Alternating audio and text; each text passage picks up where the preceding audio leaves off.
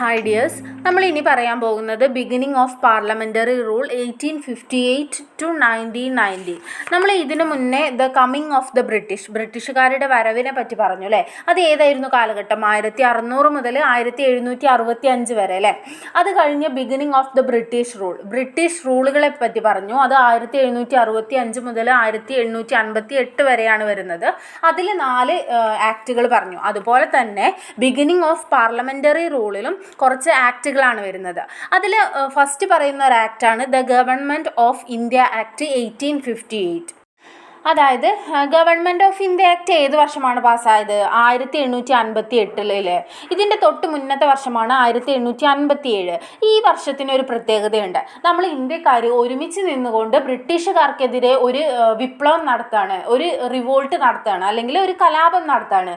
ഈ കലാപം ഇന്ത്യയിലെ ഈസ്റ്റ് ഇന്ത്യ കമ്പനിയുടെ ഭരണത്തെ സാരമായിട്ട് ബാധിച്ചു എന്ന് നമുക്ക് പറയാൻ പറ്റും.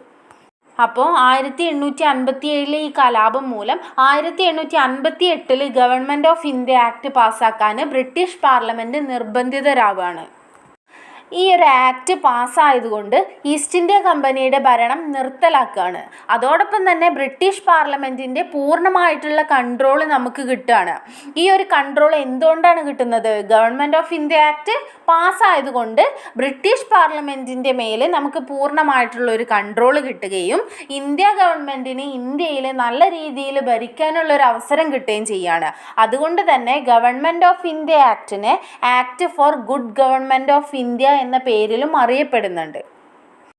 ഈ ഗവൺമെൻറ് ഓഫ് ഇന്ത്യ ആക്ടിന് കുറച്ച് ഫീച്ചേഴ്സ് പറയുന്നുണ്ട്. എന്തൊക്കെയാണത്? ഇവിടെ അവർ ഒരു പുതിയ ഓഫീസ് അല്ലെങ്കിൽ പുതിയൊരു പോസ്റ്റ് ക്രിയേറ്റ് ചെയ്യുകയാണ്. The secretary of state for India. നമ്മളിപ്പോൾ ബോർഡ് ഓഫ് കൺട്രോൾ പറഞ്ഞു, ഗവർണർ ജനറൽ ഓഫ് ബംഗാൾ പറഞ്ഞു, ഗവർണർ ജനറൽ ഓഫ് ഇന്ത്യ പറഞ്ഞു. അതുപോലെയുള്ള ഒരു പോസ്റ്റാണ് the secretary of state for India. ഇന്ത്യക്ക് ഒരു സ്റ്റേറ്റ് സെക്രട്ടറി വേണമെന്ന് അവർ തീരുമാനിക്കുകയാണ്. എന്തിനു വേണ്ടിയിട്ടാണ്? അഡ്മിനിസ്ട്രേറ്റീവ് പർപ്പസിന്, അല്ലെങ്കിൽ ഭരണത്തിൻ്റെ ആവശ്യങ്ങൾക്ക് വേണ്ടിയിട്ട് അവരൊരു പോസ്റ്റ് ക്രിയേറ്റ് ചെയ്യുകയാണ്. അതാണ് secretary of state for India. അങ്ങനെ ഇത് ഇന്ത്യയുടെ ഗവർണർ ജനറലിൻ്റെ പദവിയെ ഇന്ത്യയുടെ വൈസ്രോയി എന്നാക്കി മാറ്റി.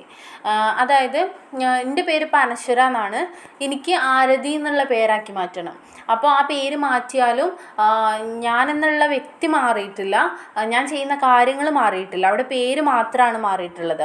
അതേപോലെ തന്നെ ഗവർണർ ജനറൽ എന്നുള്ള പേര് മാറ്റിയിട്ട് വൈസ്രോയി എന്നാക്കി മാറ്റി. ഈ ഗവർണർ ജനറലിൻ്റെ അതേ പദവി തന്നെയാണ് ഈ വൈസ്രോയിക്കും ഉള്ളത്. ഈ വൈസ്രോയി ഇന്ത്യയിലെ ബ്രിട്ടീഷ് രാജാവിൻ്റെ നേരിട്ടുള്ള പ്രതിനിധിയായിരിക്കും. ഇന്ത്യയിലെ ആദ്യത്തെ വൈസ്രോയി ആരാണ്? നിങ്ങൾ കേട്ടിട്ടുണ്ടാവും, കാനിങ് പ്രഭു. അദ്ദേഹമാണ് ഇന്ത്യയിലെ ആദ്യത്തെ വൈസ്രോയി ആയിട്ട് ഭരണത്തിൽ വന്നിട്ടുള്ളത്. ഇനി ഇന്ത്യയിലെ ഡബിൾ ഗവൺമെൻറ് അവർ അവസാനിപ്പിക്കുകയാണ്. എങ്ങനെയാണ് അവസാനിപ്പിക്കുന്നത്? Board of control, court of directors എന്നിവയൊക്കെ നിർത്തലാക്കിക്കൊണ്ട് ഡബിൾ ഗവൺമെൻറ് ഇന്ത്യയിൽ അവസാനിപ്പിക്കുകയാണ്. അപ്പോൾ ബോർഡ് ഓഫ് കൺട്രോൾ നിർത്തലാക്കി, കോർട്ട് ഓഫ് ഡയറക്ടേഴ്സ് നിർത്തലാക്കി. അപ്പോൾ ഇനി ആകെയുള്ള ഒരു പോസ്റ്റ് ഏതാണ്? സ്റ്റേറ്റ് സെക്രട്ടറി ആണ് അല്ലേ. അങ്ങനെ ബോർഡ് ഓഫ് കൺട്രോളിൻ്റെയും കോർട്ട് ഓഫ് ഡയറക്ടേഴ്സിൻ്റെയും ഒക്കെ അധികാരങ്ങൾ സ്റ്റേറ്റ് സെക്രട്ടറിക്ക് കൈമാറ്റം ചെയ്യുകയാണ്.